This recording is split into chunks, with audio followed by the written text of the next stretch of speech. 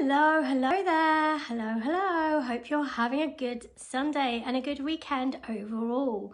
So I'd just like to share something with you that's kind of come up for me this weekend, and particularly as I'm reading a book. Well, I finished the book now, and there was quite a few of these kind of little things that were kind of popping into my head. And then today I had a few conversations with a couple of people, and it just was obvious to me that a lot of people, and this doesn't seem right, because a lot of people, especially who run their own businesses, so solopreneurs, if you like, that's a new word for us, who run our own businesses, we have a really unhealthy mindset to money.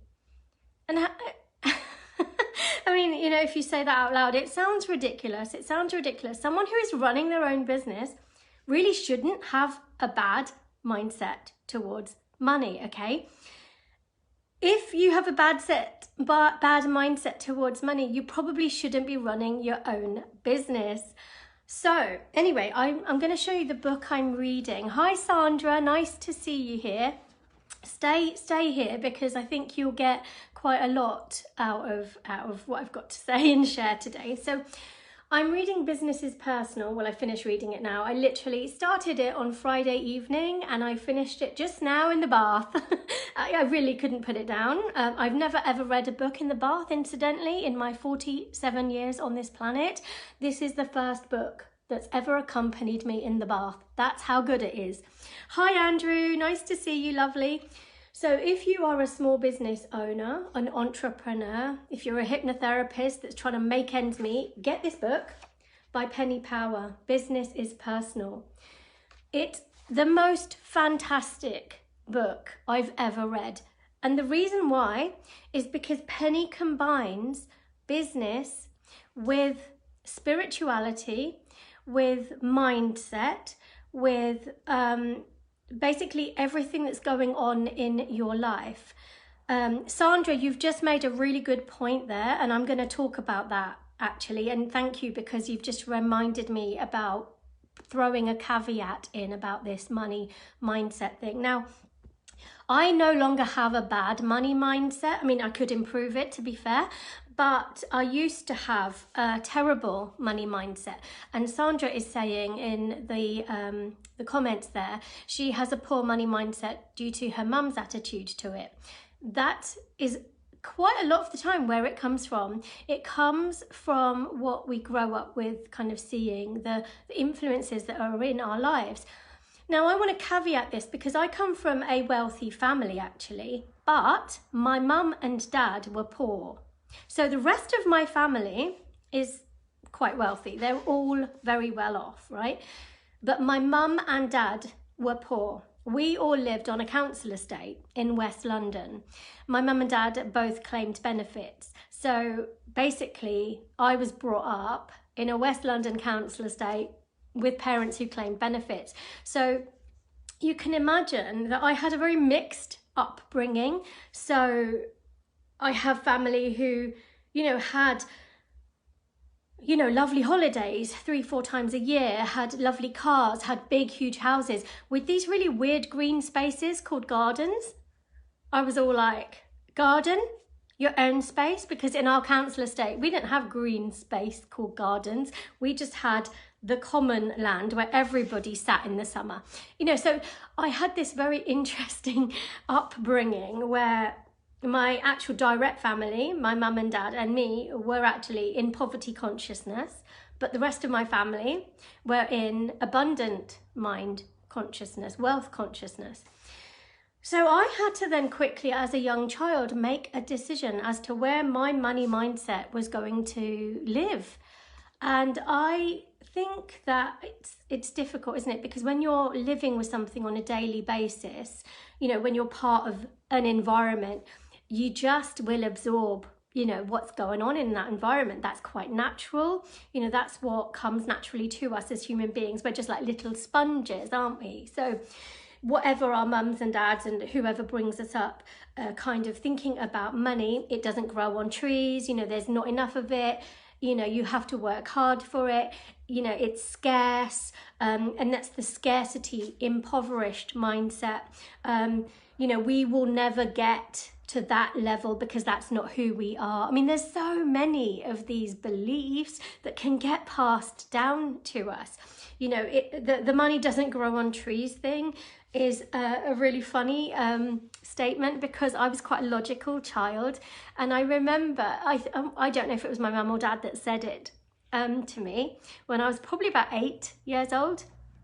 I was a precocious child, and they said, yeah, money doesn't grow on trees. I said, technically it does, because money is made of paper, and paper comes from wood, and trees are made of wood. So technically money does grow on trees. And they were like, go to your room, you're so lippy, you've got an answer for everything.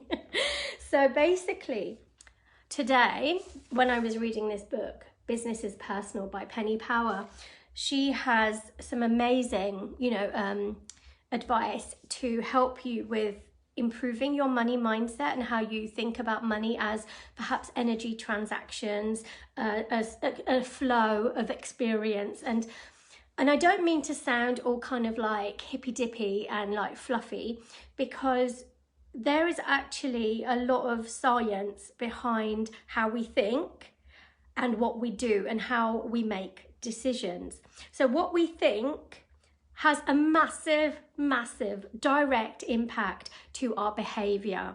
And then how we behave will have a massive impact on our experience of life. And therefore, our experience of life will have a massive impact on our reality, right? So if we go around saying this statement, I'm going to show you a statement, and I want you to tell me if you've ever caught yourself saying this statement, okay? Can you read that? I can't afford ... What I'm going to propose to you right now is literally to think about what this means, okay? Let's break it down. Let's break these 3 words down. I, that's me, that's you, that's your identity, you, I. I can't. When you say I can't, it's a skill. I can't do that because I can't, or I can't speak French, or I can't ride a bike, or, you know, it's something that you feel limited in, something that you either don't feel good enough in, or equipped enough in, or skillful enough in, or even that you haven't got the permission to do that. If I can't do something, what am I going to think about that thing, right? I'm going to retreat, I'm going to retract, I'm going to hide, I'm going to try and make up excuses, more excuses of why this statement is true.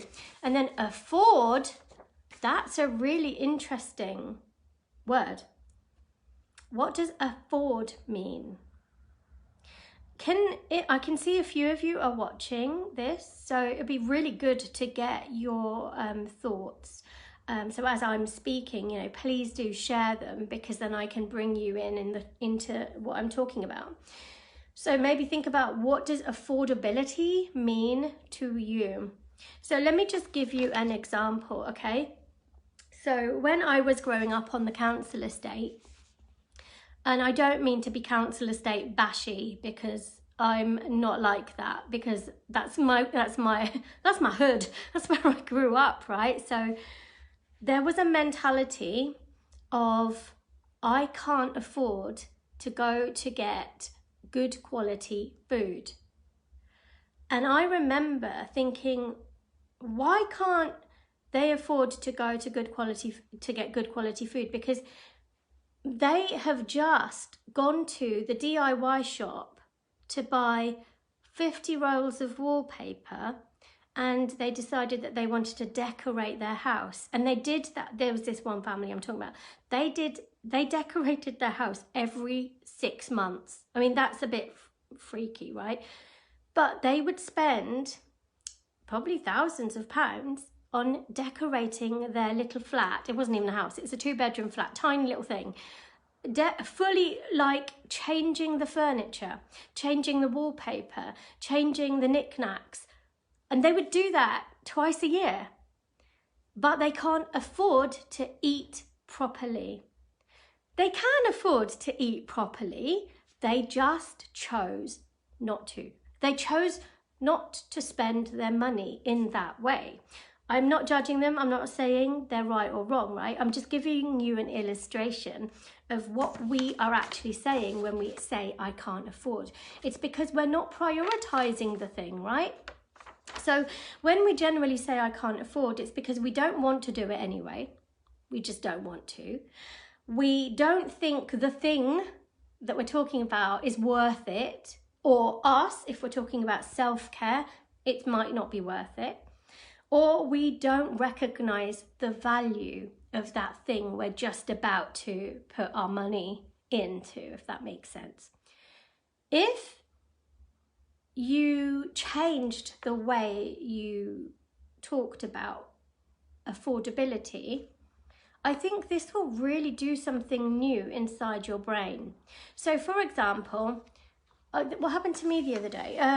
Oh yeah, someone asked me if I wanted to buy a load of what are they like products, like body butter things, products and organic skincare stuff. And I said, instead of saying, because it was actually quite expensive, instead of saying I can't afford it, I said, I don't want to buy that because I've already got my own organic skincare thing going on. So I don't want to. So just by saying I don't want to, it kind of doesn't mean that you're saying I can't afford to, right? Or if you don't think the thing is worth it, say, oh, I don't think that's worth it for me. You know, it's not where I want to spend my money. Or if you don't see the value of it, you say, I don't see the value of this thing. Can you explain why I would want to spend my money here? So I can't afford is I think personally, is a very damaging statement, because already it sets you back. It puts you into a kind of scarcity place of, well, either I'm not good enough, or it's not worth it, or I haven't got the resources to figure out how I can afford this. Does that make sense? So now let's turn it around a different way. If there was something you really did want and you could see the value in it, you would find the money. You would find the money. Even if you didn't have the money, you would find it because you would figure it out. Does that make sense? So it's not about, you can afford things if you find the money for it because you think it's worth it, because you think it's going to help you, because you think it's going to be a good investment, for example, or you think it's going to be a nice thing to do or a fun thing to do. So when I was a children's party entertainer, before I was a hypnotherapist, some of you might know that, some of you might not. So I was called the Rainbow Pixie.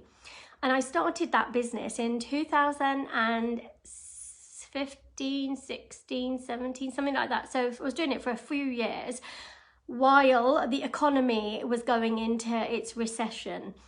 Now, the most amazing thing is I'm starting a business in the middle of a recession, and people are saying to me, you're starting a business in the middle of a recession. It's really not a wise thing to do. And I thought about it and I thought, actually, you know what? What is the one thing people don't want to stop spending on when they don't have enough money? They won't want to stop spending on children's birthday parties. They will make that their priority because their children are important to them, important enough to kind of care enough to put that investment in. I did so well in that business. I really did. And that taught me something. It taught me to value my skills, because actually the parents were so happy when they chucked 35 kids at me and then went off to drink gin and tonic. And I could cope with all of those little kids, and I literally held that space, held the party and gave them all a really good time with magical storytelling. I learned how to make those twisty balloon things. I learned loads of party tricks. I learned loads of party games, and I just took those kids and sat there with them for 2 hours, and the parents used to say that was worth every penny. So do you get my point? Affordability is actually not about what numbers you've got in your bank account. It's about whether you want it enough, whether you value it enough, and whether you think it's worth it. So how does this link to a money mindset? Well, if you change the way you say things about money and you say different things, you kind of notice your language around money, and also you work on that, and it's about self-awareness in a massive way. You kind of hear the old patterns of thought, and you might start to say something that your mum or your dad would have said, and then you literally stop yourself and reframe it and rechange those words and make the words more powerful. That will start you on a new direction with how you view money, how you basically use it, and how you're not fearful of it anymore, and how you see it as an energy transaction. Also, you will also recognize that I know from my own experience that I had a very strange upbringing, because my dad was very much anti spending money on himself. He would spend zero money on himself. You know, his vests would be all like torn and socks would have holes in them and all of this. But my mum was like the other way, where she would spend and spend and spend and spend and shop and shop. And, you know, that's where I probably got my shopping habit, right? So I had this like dad who was completely like a bodhisattva when it came to his needs and, you know, money experience. And my mum was like spending it like it was going out of fashion. So then again, I'm sitting in the middle thinking, well, where do I want to be here? I don't want to be completely super tight. I'm not saying my dad was tight, because he was tight with himself, but he was generous with other people. So that was a weird mixed message as well. So he would basically not spend anything on himself, but he would spend not loads, but he would spend all the money he had on my cousin's birthday, or maybe even on my birthday. And that message was a mixed message. So as we grow up, we have to kind of look around us and go, oh, wow, look, what are these habits? What are these behaviors that we're taking on and watching? Which one of these behaviors are useful? Which ones are not? And then we just need to find our own groove with it all. So now I'm in a really good position financially, and it's not because I've been given anything, it's because I've worked hard to get it. And it's because my brain was saying, you've got to work hard to make money. But I did work hard, and then I made money. So I was quite good with that. Now I want to be able to help other people with that same level of understanding of how they can basically empower themselves. And as soon as you start thinking, I can't afford it, my version of it is, well, can you afford not to, you know?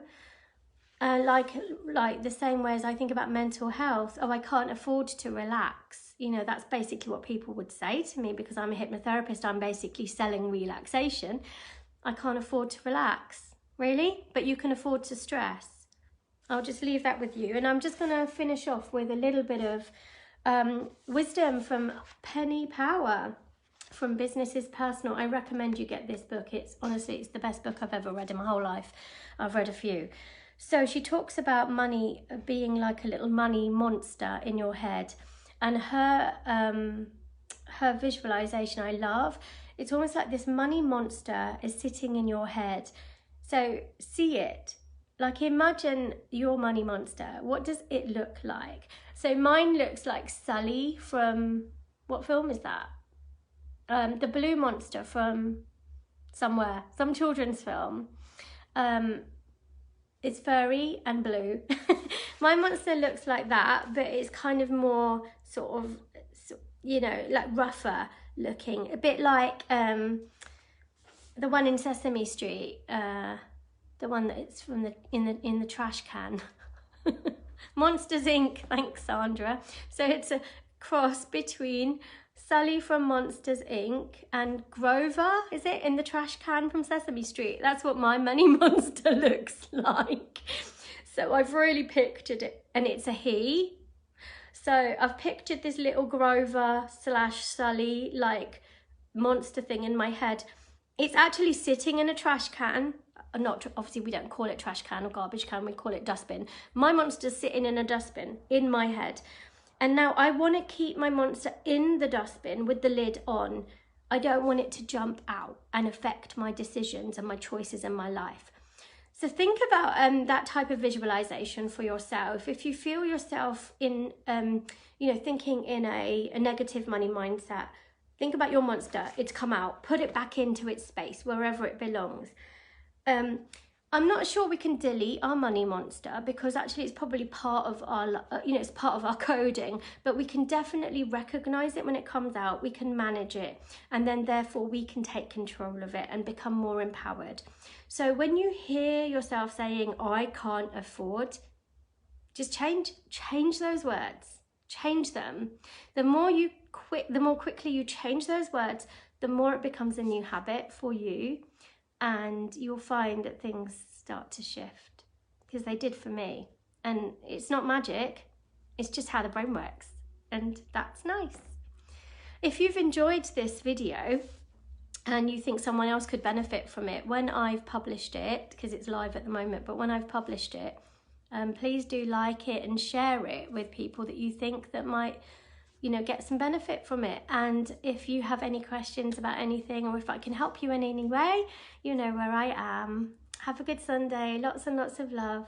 Big hugs. Oh, before I go, let me just see what Sandra has written. Sandra tells me she has mixed messages too. Her mum said that she hasn't got any money, yet she'll buy what she wants. At one point when I was growing up, she had 3 jobs. Yeah, wow. That's definitely confusing. Really is, isn't it? And I'm sure, Sandra, because you have done a lot of self-development work, I'm sure you've been able to break that down and been able to extract the positives from it and leave the negatives behind, and kind of worked out for yourself what is kind of true for you in this moment, in this time. So thank you for sharing that with me, Sandra. But yeah, you're right. We get confusing messages from when we're growing up, and unfortunately that's where our belief system gets coded in. So as we grow up as adults, that's kind of time for us to be able to take control of our own belief system. But this takes a lot of self-inquiry, self-understanding and self-awareness, and that's what I teach on a daily basis. So I thank my mum and my dad and everyone around me for helping me ask the right questions, because that's helped me hear the right answers. So much love, namaste to you all, and I will speak to you again soon. Remember to like and share. Bye.